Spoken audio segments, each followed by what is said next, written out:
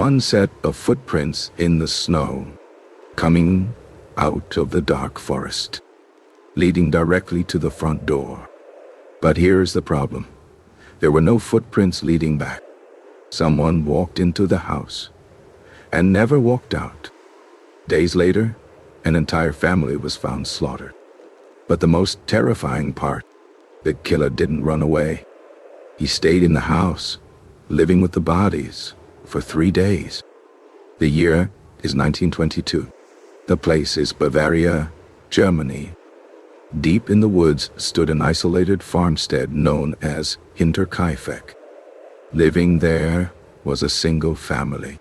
The father, strict, silent, his wife, their widowed daughter, and her 2 small children. They were not liked by the villagers. They kept to themselves.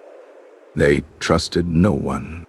But recently, they were afraid.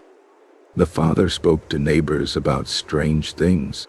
Keys went missing. A newspaper from a city he had never visited appeared on the kitchen table.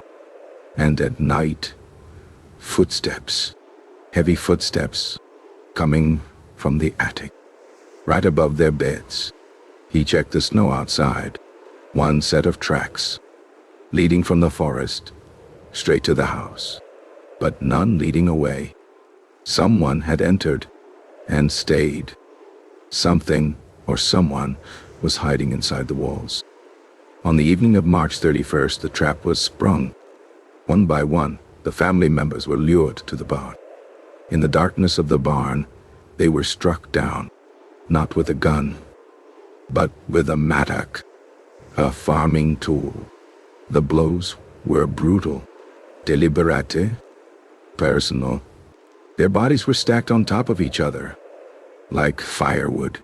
Then the killer went into the house. He entered the bedroom. The new maid was killed in her sleep.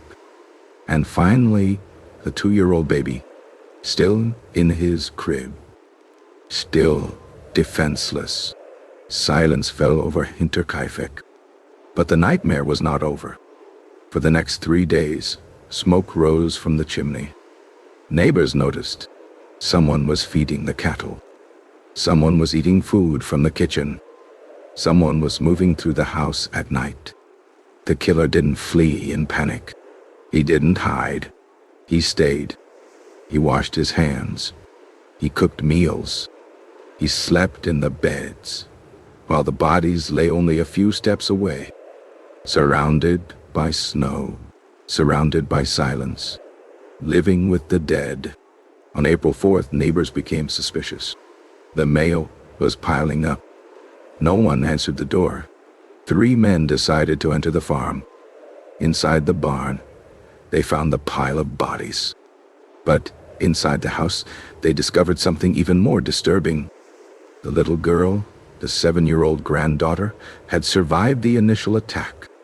She had lain next to the bodies of her grandparents for hours, alone, in terror, in pain, in fear.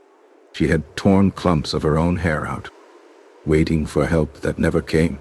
Police arrived. Investigators searched the farm. In a desperate move, they even cut off the heads of the victims and sent them to clairvoyants in Munich, looking for answers beyond reason.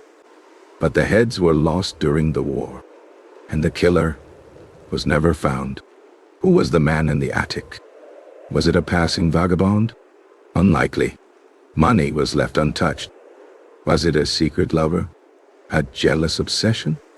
Or was it the husband of the daughter, officially declared dead in World War I? Some believe he returned for revenge. Some believe he never left the farm at all, that he watched, waited, and lived among them long before the murders began. The farmhouse of Hinterkaifeck was demolished a year later. The land was cleared. The walls were erased, but the mystery remains. If you ever see footprints leading to your home, but none leading away, don't go inside. Subscribe to The Short Chapter for more stories that make you keep the lights on.